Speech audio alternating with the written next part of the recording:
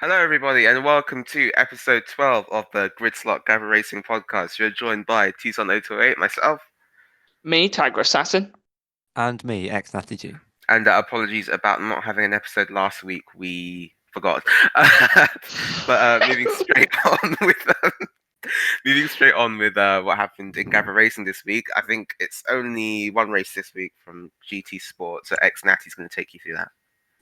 So last week, or a few weeks ago, whenever, was Dragon Trail round 13, and what turned out to be the final race of the season. And we're going to start off in qualifying. Play Dutchy took another pole position, and it was Oriel and Holland Campion who round up the top three. It was actually quite a close qualifying session. Surprisingly, I think it was like third to seventh were only separated by only a few tenths. But to the start of the race, it was a clean start from everyone, other than one man, Duke, who unfortunately picked up damage at the start of Sector 3 or the end of Sector 2. Big engine damage and front suspension damage, so something happened to him. I didn't quite catch it on stream, but it was just after the hairpin before Death Chicane. But there was lots of action in the midfield. We had saw the battle between Cryptech and GJ. GJ was able to get past Cryptech, but unfortunately, GJ crashed at Death Chicane. He got big damage from that, as you would imagine, and he had to pit to repair that. Play Dutch and Oriel started to build a bit of a lead, actually, as behind them there was a three-way battle between Toussaint, Holland Campion, and Woody. But then a massive turning point in the race, the one of many. Play Dutchy crashed at the chicane, which at that time caused Toussaint, who was going to go on to win the championship with that much at stake. So Dutchy crashed at the chicane, pitted and came out, I believe, in 7th or 8th, somewhere all the way down the field. But then just after that, Simiver span. I believe he spanned just before the hairpin through the S's section, losing control of his Nissan GTR, getting on the curb a little bit, which unsettled his rear. But then, 4 laps later, your new race leader, Oriel, crashed at the same place Dutchy did and lost the lead of the race. Toussaint then took over, and it was looking very promising for him in the championship as more action between Oriel and Dutchy, as Oriel pitted for his damage, came out just ahead of Dutchy. Those were the first 2 drivers and the only 2 drivers to go side by side through what's known as the Death Chicane. I think it's turn 11, 12. I'm not too sure. I think it's about that, yeah. Something like that. It's the second chicane that's a death chicane. I think the first one is just kind of a flat out right left. Don't really think about it. Right at the bottom of the track, and then an interesting point in the race, another turning point, is when Woody was able to jump Toussaint in the pits by doing the overcut strategy, managing his fuel really well. But then after the pit stops, Play Dutchy was right behind Toussaint, causing there's a bit of contact between those two. And then Toussaint had rear damage, Dutchy had front damage. So a really intense battle here for the championship. If Dutchy finished ahead of Toussaint, with Toussaint a bit lower down the field, the championship would have gone to the next race. But when you thought things couldn't get more dramatic, Play Dutchy crashed again at the chicane, dropping him further down the order to P5 or P6. And then this is about 2/3 into the race. Really enjoyed it in the commentary box. But then Woody led every lap in the second half of the race, I believe. And then span on the final lap, turn 3. I don't know if you've watched it. You had to make it interesting. we all went mental in the commentary box. If you haven't watched it, definitely go check it out. But Woody did spin on the final corner, but he was able to build up a big enough gap to win his first race in Gavra Racing. It's a really good drive from Woody. Picked up his first win and first podium, similar to what I done in Austria. But the podium, the other 2 people on the podium had Play Dutchy in second and Toussaint in third. But that result for Toussaint was enough to make him your champion for season 1 in the GT Sport League. And I'm just going to quickly ask him, Toussaint, how does it feel to be the first GT Sport champion? Pretty good. No, but I think I did the Keke Rosberg of managing to win the championship without winning a race, which is not great, and be able to win a race in the next season. I believe we are doing a season 2, so that should be fun. Also, going to be teaming up with Tiger Assassin, dynamic duo over here. It's going to be epic. Constructors champions confirmed. Just Yes. give it to us before the season starts. I'm sorry about it anymore. But no, it's been great. I think Duke did a really good job with his role, getting all the races done and everything. And when he wasn't able to do it, he was really quick about getting other people in to substitute for him and make the lobbies and such. And I think, yeah, moving forward, it can only be better. So, yeah, I'm obviously quite happy with it. And well, congratulations once again. And that wraps up the GT Sports section. Yeah, as you can see in the off season, the what happened in Gavra racing section becomes increasingly shorter. But yeah, Natty can't go a single day without mentioning to us that he won the Austrian Grand Prix in the National League. So there you have it again. But either way, we're going to move straight on now to, I guess this is driver interviews, but actually this week we have a double whammy for you, but not of just drivers this year. We also have 2 admins. So I'll see the second one up for a surprise. But first off, we have Crazah1990, who is heading up your F1 admin stuff this season, as well as most of the broadcasting stuff, with Jukebox being out of the running for the moment. But I'm sure he'll be back soon, and look forward to having him back soon. So, Crazah, how you doing, mate? Hi there, how are you? I'm okay. How are you? All right. So I think many people in our community already know who you are, have some idea as to who you are. But for all of our newer listeners, or even pre-existing ones who don't necessarily know, you can tell us a little bit about yourself. So, like, where you're from and where you raced last season. Yeah, sure. So my name's Chris. I am 30 years old. I'm in the UK. Been racing now with Gavra for 5 years. And last year was sort of a mismatch of leagues, really. I was racing in Dirt Rally, Project Cars, F1, iRacing, or setting racing up. But yeah, so been about a little bit. Right, fair enough. I think last season you did 3 different series across 3 different games.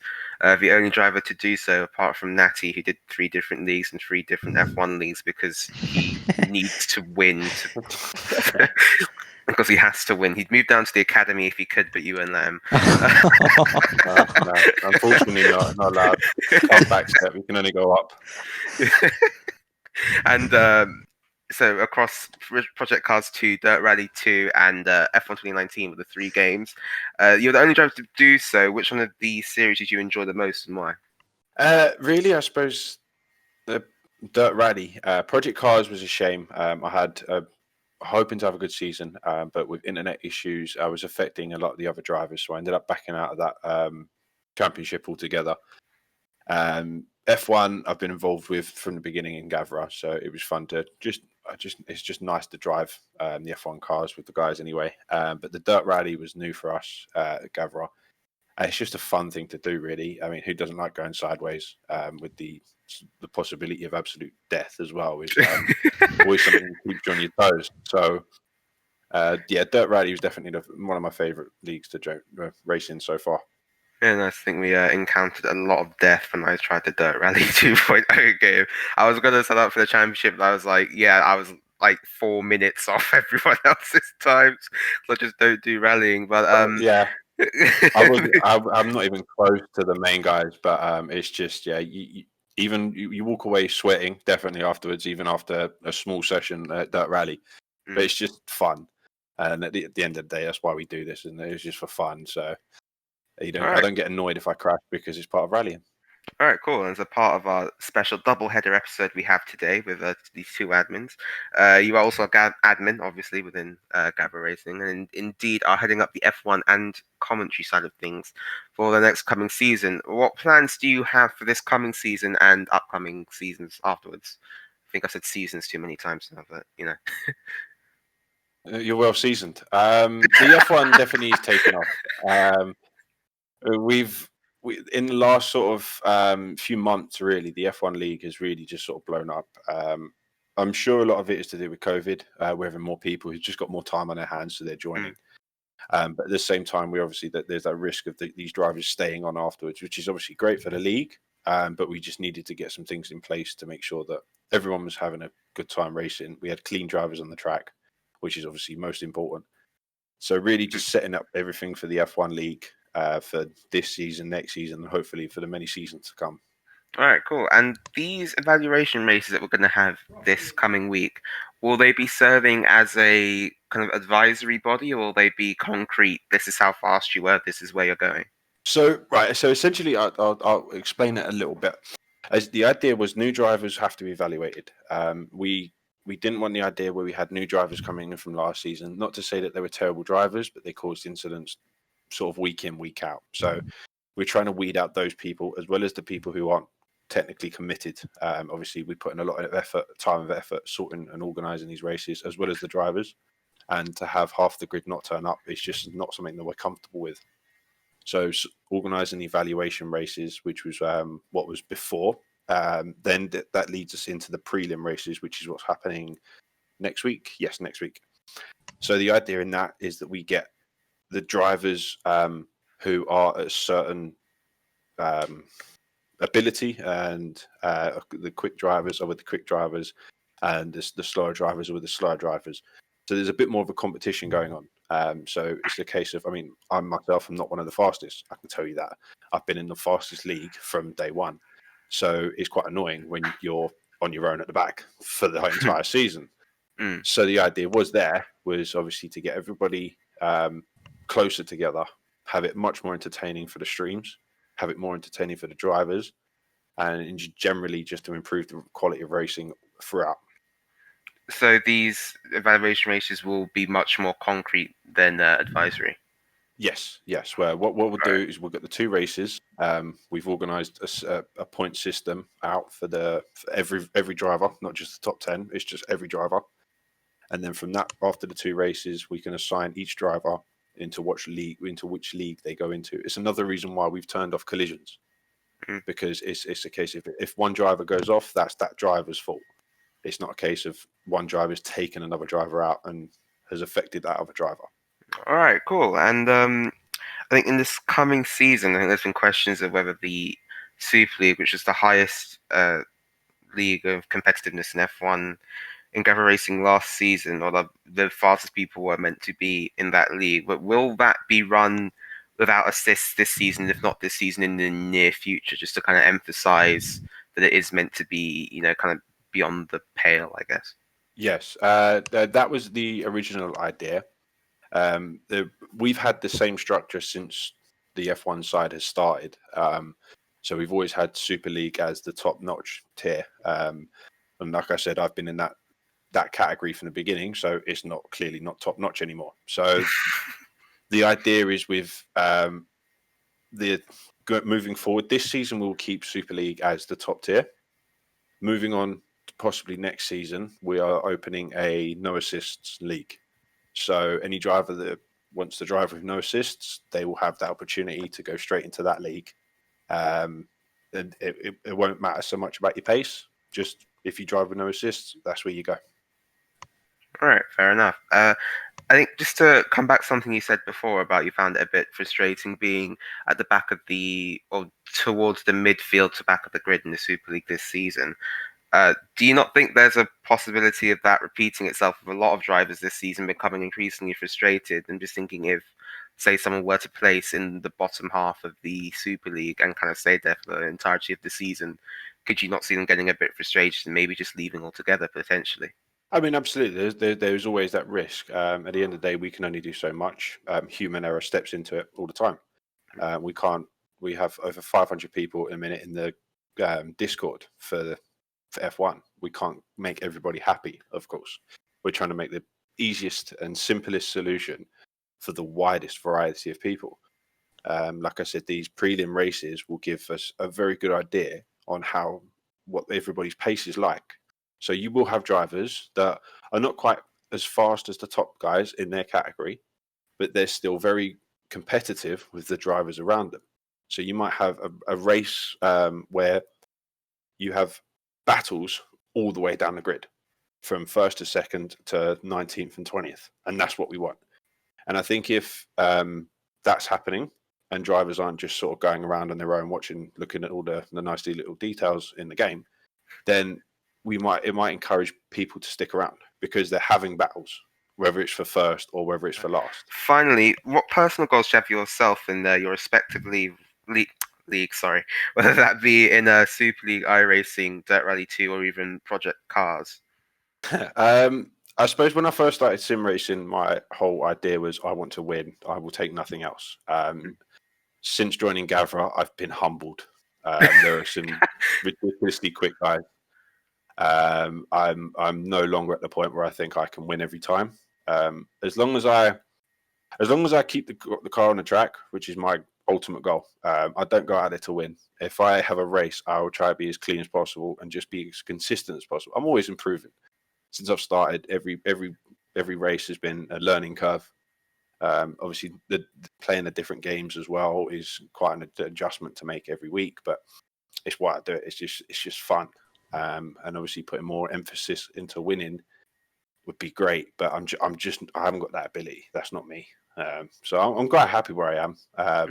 Don't get me wrong, but I'll see how it goes. If I get the chance, I'll take it, but I'm not banking on it at all.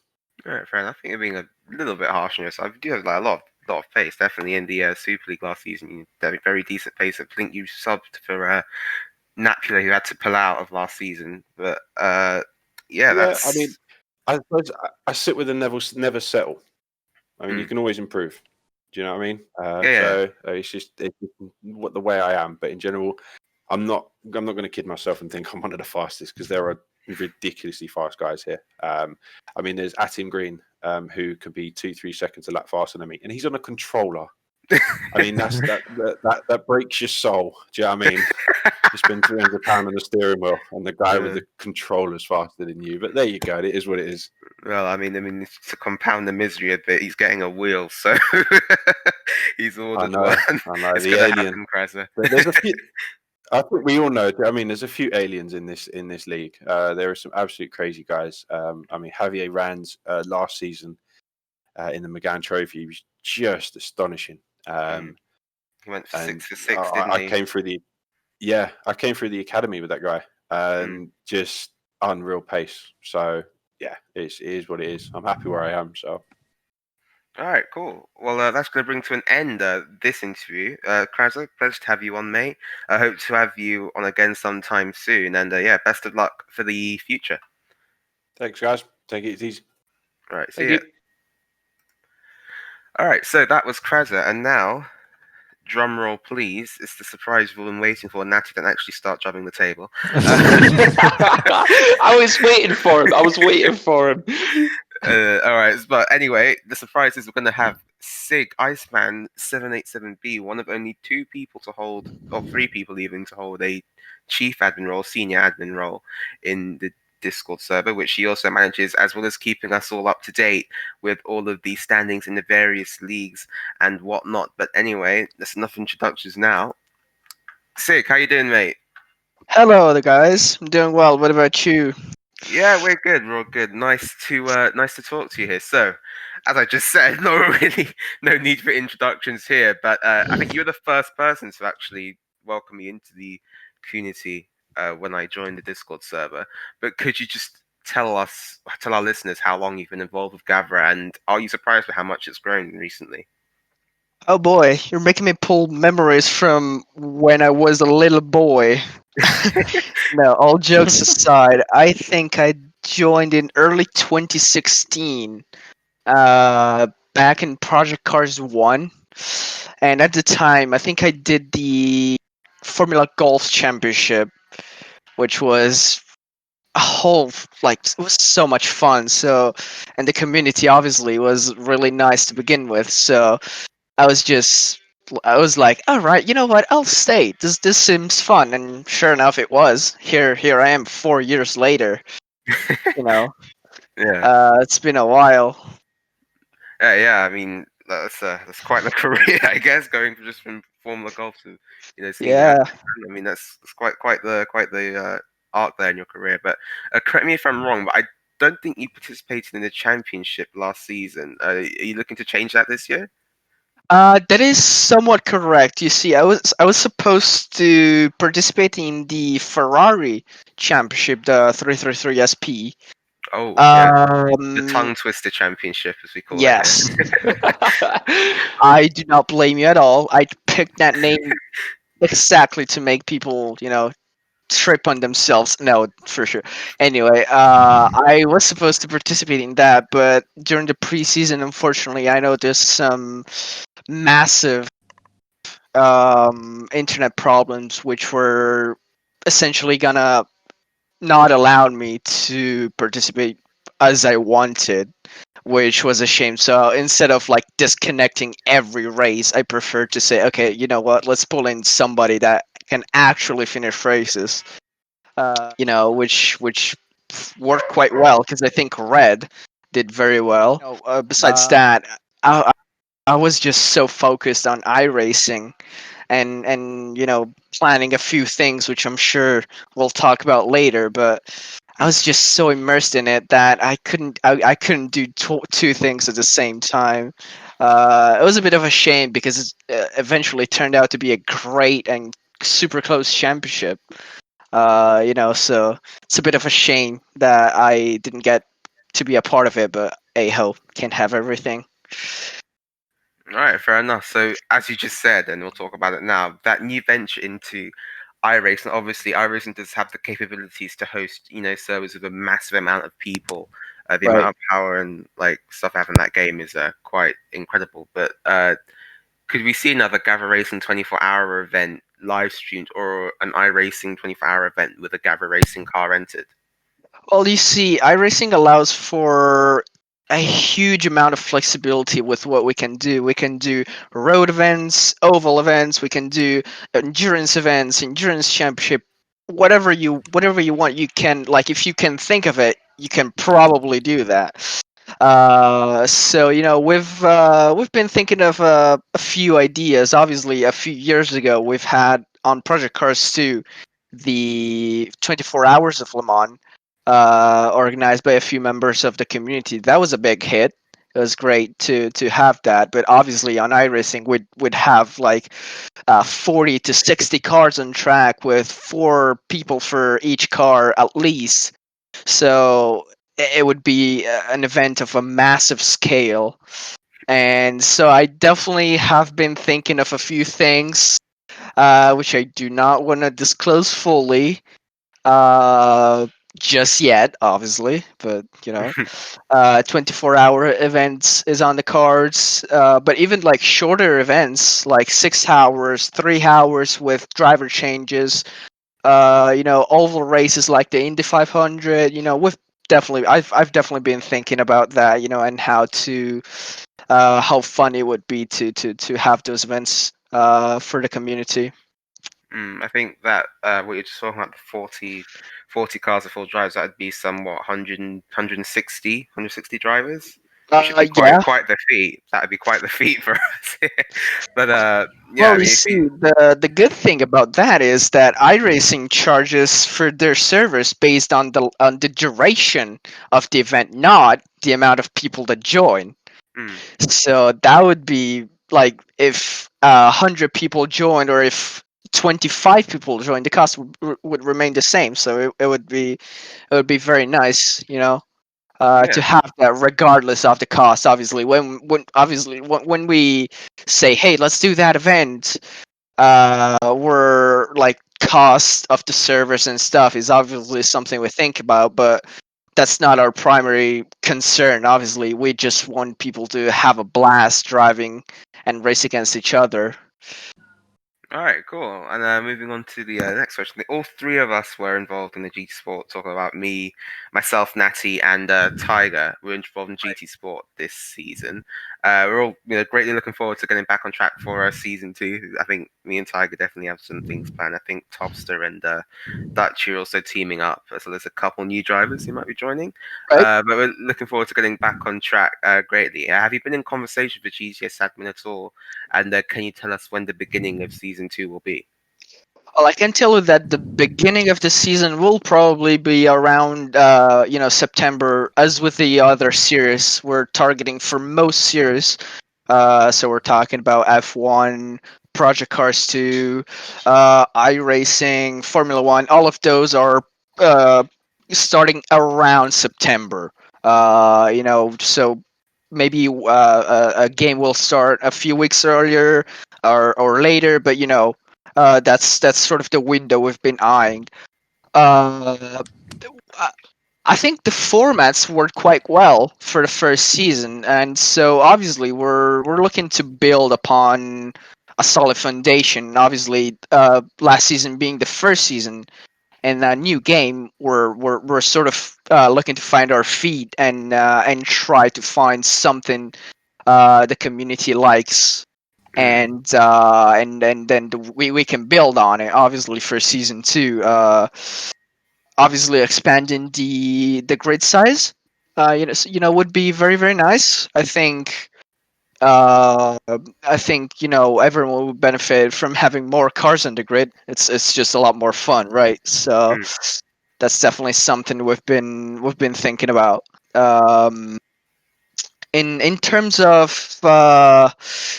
formats and all, as I said, I think season one's worked quite well, so I don't think we'll be changing it drastically for season two. Yeah, I think one thing that I think Duke mentioned was something about grid starts with a false start checker or something like that. I think that would make the starts a bit better. I think we've had some issues with the rolling starts being just way too much distance between Right. each cars, and it's a bit of a joke going down towards turn one. I think also there's some talk of putting the corner cutting penalties up, which would just be a terrible idea on that game. Yeah, I think Right. it's too It's like much. you go like one wheel on the curb. Here's a 10-second time penalty. That's right. Sometimes, of course, as I believe, like in F1 as well, we sort of have some similar issues. Primary concern of ours is to obviously have drivers respect track limits and in general just be sensible with how they place their car on track, which with GTS's track limits system has been quite a bit of a challenge, admittedly, because it's quite hard to find um, the middle ground between it being too lean and it's between it being too severe. Uh, so that's definitely obviously as I said, with us focusing more or I would say less on the general format and organization of the championship, we can sort of we can look more at this sort of issue and make sure that it's fixed and it doesn't create frustration between drivers and the game as well. All right, yeah, fair enough. Thanks for the insight. And aside from iRacing and GTS, obviously, what other future developments are in store for the league moving forward? Obviously, not anything that you can't disclose just yet, but is there anything else in the immediate future? Sorry, that we could be seeing. Well, I can tell you we've been obviously that's not really a mystery with a great interest, or I would say more moderate interest in a Assetto Corsa Competizione League for console. We definitely have been looking at various options, but um, obviously the fact that you need to host servers similarly to iRacing with a pretty hefty monthly cost, if I'm not wrong, that's definitely put a stop to, or rather, momentary stop to our plans. Obviously, when it was announced and when it was released, obviously the hype was at an all-time high, for ACC. But unfortunately, it looks like they I don't know. It's a bit complicated because obviously multiplayer is such a huge part of a multiplayer game. Like multiple. I rep.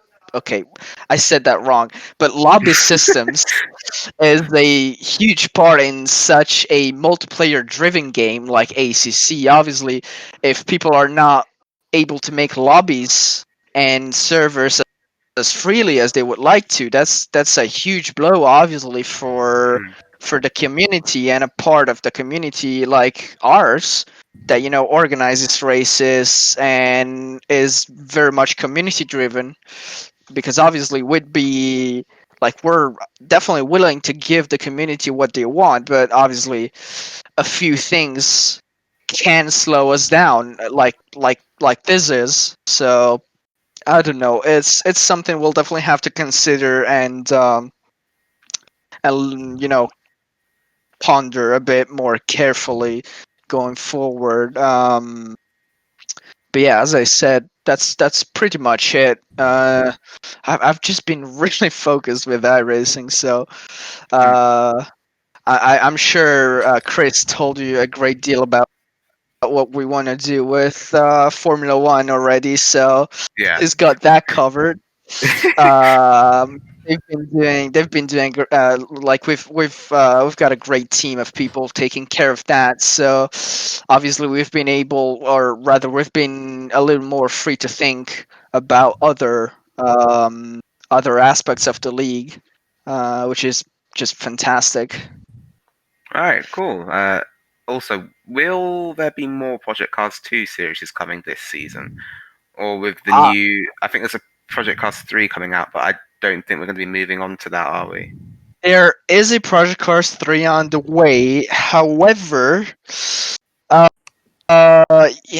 it's a little bit iffy Hmm. because the driving seems to be, the driving model, the driving physics seem to be a little more, or rather unchanged from the predecessor. But obviously, there have been, from what we've been able to gather, because the game is not out yet. Thank you, Ian Bell, by the way. Uh, the game's not quite out yet, so we don't really know what it is like. Hmm. We're evaluating what we could do in the future. Obviously, Project Cars 2 is nearing the end of its life cycle. I think it came out in late 2017. Correct me if I'm wrong. I believe that's So correct, yeah. it's a 3-year-old game which has been largely neglected apart from the first year. Hmm. I think a little, some aspects of the game that haven't been fixed yet have been getting to drivers' heads and been getting frustrating over the last few seasons. Obviously when you keep encountering the same issues and you see the developers not doing anything, that's very frustrating, especially for a game that's supposed to have a long life cycle like Project Cars 2. So regarding Project Cars 3, we're sort of in a bit of a limbo because we don't really know what's going on. We know they're driving away a little bit from realism, but we don't know to which, like to what extent. So it's a bit of a tricky situation, unfortunately, and I think we'll be able to fully get an idea of what we're going to do after Project Cars 2 when either Project Cars 3 comes out, or when we really don't have any more people interested in Project Cars 2 anymore, which has been in a bit of a steady downhill over the last few seasons. Obviously the game not really supporting a huge fan base anymore. Hmm. Yeah, SMS not really kind of giving it the love it deserves, really, Project Cars 2. But moving on from that to the new F1 2020 game that came out fairly recently, which we've all been doing tons of practice on, I'm sure. Well, me and Natty anyway. But with the new game coming out, do you think you'll be joining an F1 league this season or next season even? I'm not gonna lie, I have been getting a little bit of a niche to drive an F1 game again. I've been getting the last 3 or 4, I think, and Hmm. always sort of played it a bit and then dropped it away because I lose interest in it. But I've been getting that sort of itch again to get it again, and drive really fast around the track on a Formula One track, in a Formula One car, at least. But it's a little bit tricky because obviously I myself personally have been moving away from PS4 a little bit, which is obviously where we host our leagues. And with Formula One, like obviously our Formula One leagues are hosted on PS4 for a reason. That's where our user base is, and that's where most people are. Where most new people that come, into our server to join a league. That's where they are. That's where they race. So the demand so far for a PC league is quite. It's quite low, so we definitely don't have the numbers to support it yet. And with me not being really into PS4 as much as I used to, I don't think I'll quite be getting into F1 yet. But obviously things could change. This is 2020 after all, so things could change very quickly. Um, but I've been looking forward to the work of Chris and the other guys at Cuss, Play Dutchy, Atim Gran. They've done Pierrick as well. Sorry, I forgot to mention him. They've been doing such a magnificent job behind the scenes, and I'm really looking forward to seeing the results of that hard work. Whether I participate myself, I don't know if it counts as much really. I just hope it goes well and everyone has fun in their own leagues. Obviously, we're gonna have a lot of leagues because we just have so many people now. Like, I think we reached 500 server members a few days ago, which is a hell of a milestone in itself. Yeah, I think. definitely. We're almost at 1,000 subs on the YouTube as well.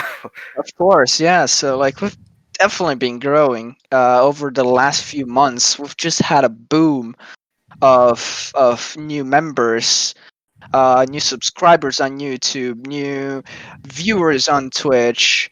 So definitely one thing that we'll be looking to improve is community connections, right? So we definitely want more people to be engaged in the community and all, um, which will require some effort, but obviously, hey ho, that's why we're here. Yeah, exactly, 100%. But that is going to bring to an end SigIceman's interview. I think it's the first time I've actually used your full name so far in the podcast. Sorry Yeah, about that. most people call me Sig. That's just really what they call me. I've put the second part of the name just because I was a bit tired of the other one, but most people call me Sig, so you're All free right, to go with all that. right, all No right, problem. cool. Well, it's been an absolute pleasure to have you on, mate. Thanks for doing everything that you do around the league. We hope you stick around for as long as possible. Your work's huge appreciated, especially here on the podcast. And yeah, look forward to seeing you soon. Thank you, boys. It was a pleasure being here. Thank you for having me. Looking forward to listening to the episode on YouTube. All right. Hopefully, I'll be able to get it up pretty quickly. So we'll see you around, Sig. See you guys. See ya. See ya. All right, and that's going to bring to an end driver interview. So if you were getting bored of my voice talking a lot there, so that was Crazah and Iceman, double bill for you this week. To an apology for last week. We are deeply ashamed, obviously, of not getting that episode out to you. But if you'd like to be involved on the podcast, and same with that Crazah and Sig Iceman just were. You can message either me, Natty, or Tiger on Discord or PSN. Our details will be in the description down below. But I'm going to hand over very quickly now to Tiger, who is going to take us through the F1 stuff that happened this week. Yes. So yeah, you get to hear my voice now, which haven't been hearing a lot lately with all of the F1 has been paused, but we'll be back obviously in September. But real F1 now. British GP. Now we haven't been recording in a while, so we're gonna run through the British GP here. I think the main thing to look at here, guys, Merc punctures. I mean, what on earth happened there? I mean, the tires. I mean, I can't remember what you said. It wasn't exactly a puncture, was it? It was a delamination. A delamination, that's it, yeah, of the tires there. So Bottas at the end, he literally his tire went just as he came around past the pit lane, so he had to do a full lap on those tires, and Hamilton actually managed to come around and win on three wheels, which was quite astonishing, really. Verstappen in the end took second, but it was a really good British race. I believe Carlos Sainz also got a puncture as well in that race. And there was a lot of surprises early on in the race. Kevin Magnussen got a really good start, but then had a collision with Alex Albon. And due to that, Alex Albon got a 5-second penalty because of it.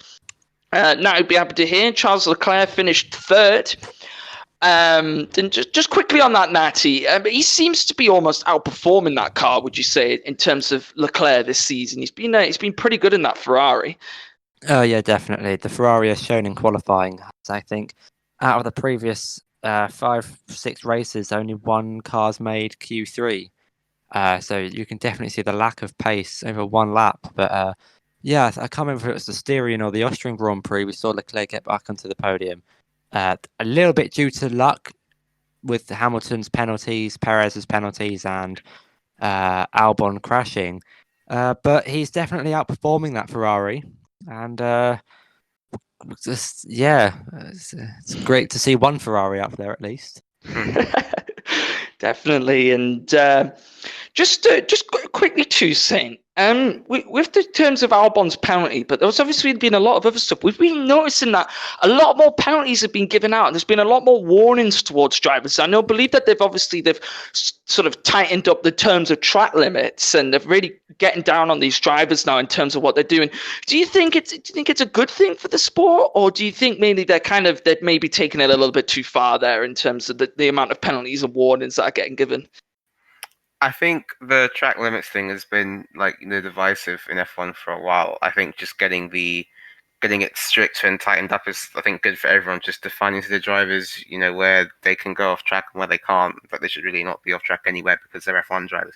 But I think for the sport moving forward, I think having that clarification is only best. I think there are still a couple of points that need to be cleared up. Like Grosjean should have had a penalty for that move on Ricciardo, considering that he got a black and white flag for the move on Sainz before. What's the point in having the black and white flag as a warning if you don't give a penalty? Can I just say it's quite funny actually how Moran Grosjean is the head of the Drivers GPTA. Association? Yeah, and he's doing stuff like that. It's like it's you just laugh at it and you just think what a complete joke that is. But honestly. But anyway, we're gonna now review. So we said that we were gonna have this little bit of the predictions, but I'll put some points into the equation. So we're gonna review the predictions. Remember, it was quali top 3, race top 3, and then the big surprise at the end. So Toussaint, I hope you're ready because you said that the quali would be Perez, Bottas, Hamilton. Well, Perez didn't even race; he was busy, quarantining. So. But it was Hamilton then Bottas, so you do get points for those two. The race, you said Hamilton, Perez, Verstappen. You got one of those right with Hamilton winning. And you said the big surprise was going to be Albon and Bottas crashing. Remember, guys, this is for the British GP. Albon did crash, but it wasn't with Bottas. It was with Kevin Magnussen. Yes, no. Here we go. I should have 1.5 points, okay? Because the biggest surprise is worth 3 points. And Albon did have a crash. Albon and okay, Bottas right, fine. Okay, right. I didn't say crash into each other. I said they just crash. Okay, fair. Okay, fair point actually. Okay, right. 1.5 points for Albon crashing. But Nati, you said it would be Hamilton, Bottas, Verstappen. I believe that was the order that was given. So was that the order? Yes, it was, wasn't it? Hamilton qualifying? Verstappen wasn't third, was he? Who was third? Oh, Okay, let's go maybe look I at think it this. was I'm Stroll. gonna edit it. No, Stroll was definitely was not third. Hang on. Was it Danny Rick? No, Could it was not no. Danny Rick. Was it a No, it McLaren? was Verstappen. Oh, Oh, it was Verstappen. Oh, Okay. so Natty So, gets 3 Oh, for God's so now he gets 3 sake. points. So Natty in the end, yes, got Hamilton, Bottas, Verstappen, which was the quali order. Then in the race, he said Hamilton, Leclerc, Verstappen. Now you just got those the wrong way around, Natty, because it was actually Hamilton, Verstappen, Leclerc. But you got 1 point for that. And you said, big surprise, someone gets a puncture. For God's sake, if the Technically, man's done it wasn't a again. puncture. Technically, it wasn't a puncture. Yeah, I know what you're saying, but it was. But to our younger somehow. viewers. So yeah, to our younger viewers, but somehow Natty's once again done it again, getting some form of prediction right. He did that with Alonso going to Renault, so help this man some form of sidekick. But in terms of my prediction, I said Hamilton, Bottas, Perez. Perez didn't even race, so didn't even qualify either. So Thanks for that, Perez. Jesus Christ. yeah, cheers, Perez. So I get 2 points there, and I said Hamilton, Bottas, Verstappen. I only get 1 there because Bottas got that puncture, obviously, moved down to 11th. Verstappen finished in 2nd, and my big surprise was Russell gets points. Russell did not get points. So in the end, I finished with 3 points. Toussaint finished with 4.5, and Natty finished with 6. And just very quickly, we'll run through the 70th anniversary race, which is the second race at Silverstone. Nico Hulkenberg obviously stepped in for Perez for the British Grand Prix, but sadly wasn't able to actually race. Qualified in 3rd. I mean, what a performance from him, guys, there. I mean, he's definitely surely bagged himself a seat for next season. Merck, once again, tyre problems, blistering, caused Bottas to get 3rd in the end as Verstappen. What a brilliant race he had. Took the advantage of both Mercedes cars blistering, really, really struggled the Mercs in the heat there. Even with the softer tyres, remember the tyres went that 1 step softer for that British Grand Prix to change it up a bit for the 70th anniversary race. But that was, all for the 70th anniversary race.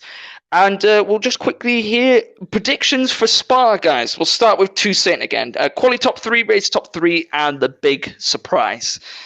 All right, so quali top 3. I'm gonna go Hamilton, Bottas, because that Merc is just so OP in qualifying. It seems like. But the question is, who do I put in 3rd? Because it's low downforce. Well, it's a track that favors cars with a good top end speed. So I'm tempted to go for Perez again, but the thing is, the last time I did that, he didn't even race. So the thing is, do I go for Verstappen or I'm gonna put my faith in the Mexican. I'm gonna go for Perez 3rd again. Perez. Okay, so that was for quali, is it? Because Racing Point have always done well at Spa, so I'm hoping that's gonna be. Okay, and then in the race, I'm gonna go Hamilton. Race? This is the race now. Hamilton, Verstappen. Doesn't think Valtteri will stick with 2nd. Perez in 3rd. Perez in 3rd. Okay, so you're gonna for something's gonna happen to Valtteri Bottas. Is that what you're saying? No, I'm putting Bottas in 3rd. I don't trust Perez. I trust that. I trust the Racing Point. Right, big surprise. Big surprise. Come on, we're running out of time here. Big surprise. Big surprise. I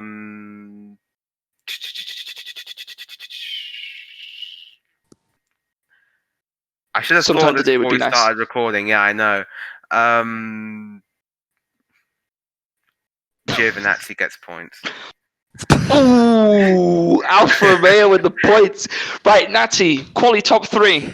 So I'm going the same as Toussaint because I had the thought that Racing Point are going to have that straight line as speed advantage over the Red Bull, especially down the Kemmel Straight. So I'm going Ham, Bottas, and then Perez as my top 3. Race top 3? For the race, I'm going to say Hamilton, Bottas, Verstappen. Ooh. But big surprise? I'm going to risk a potential point here, but you got to risk it for a biscuit and say my big shock is a Ferrari, Charles Leclerc on the podium. On the podium. Ooh, I knew he was going to say that. Right, for me, quality top 3, Hamilton. I think it'll be Hamilton, Bottas. I'm going to Hamilton, Bottas, Verstappen. I'm going to mix it up a bit. Race. I'm also going to go Hamilton, Bottas, Verstappen. So I think they'll stick with what they got. If they get a good start down to turn 1, they'll be all right. In terms of the big surprise, all right. Okay, so I said quali is Hamilton, Bottas, Verstappen. Race, I'm also going to say Hamilton, Bottas, Verstappen. And my big surprise, I'm going to go for my main man again, George Russell. I'm going to say he gets points. Again? Yeah. Tiger, that Williams is not going to score points. Trust me, that Williams in the straights, man, it'll fly. It'll be like a rocket. Okay. Trust me. You watch, right? George Russell will bag some points.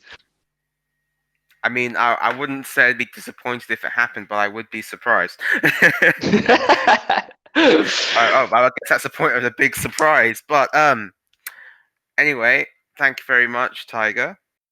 That's going to bring to an end real world F1. That's going to bring to an end real world racing. A little preview now for next week. Ooh. So, obviously, the preliminary... I'm just going to call them the prep races this week. We will be knowing or have a rough idea as to what the lineups for each championship will be this season. So, next week, buckle up even, because we're going to be giving our opinions and ratings of each driver in the championship, as well as our ratings of each driver lineup for each team and where we think they're going to finish in the championship. Do you know what we could do? Do it like they did for the F1 My Team. Give them like a rating in terms of like a stat, like a number. Yeah, possibly. We could do that, actually. Yeah. We'll discuss that more off stream, obviously, but that is what we're going to be doing next week at the end of the episode, potentially in place of a driver interview, depending on how much time we have. But that has been episode 12 of the Grid Slot Gavra Racing Podcast. If you have enjoyed it, remember to leave a like and subscribe, trying to get to 1,000 subs by the end of the year. We've got 4 months left. It's August now. So yeah, please go like and subscribe if you did like. It should be in the bottom right hand corner, unless I did something wrong. Not of the screen, of the video thingy. But anyway, this has been me, 208. Tiger's not here. Natty. and me, No, I'm back. Hello, me, Tiger Assassin.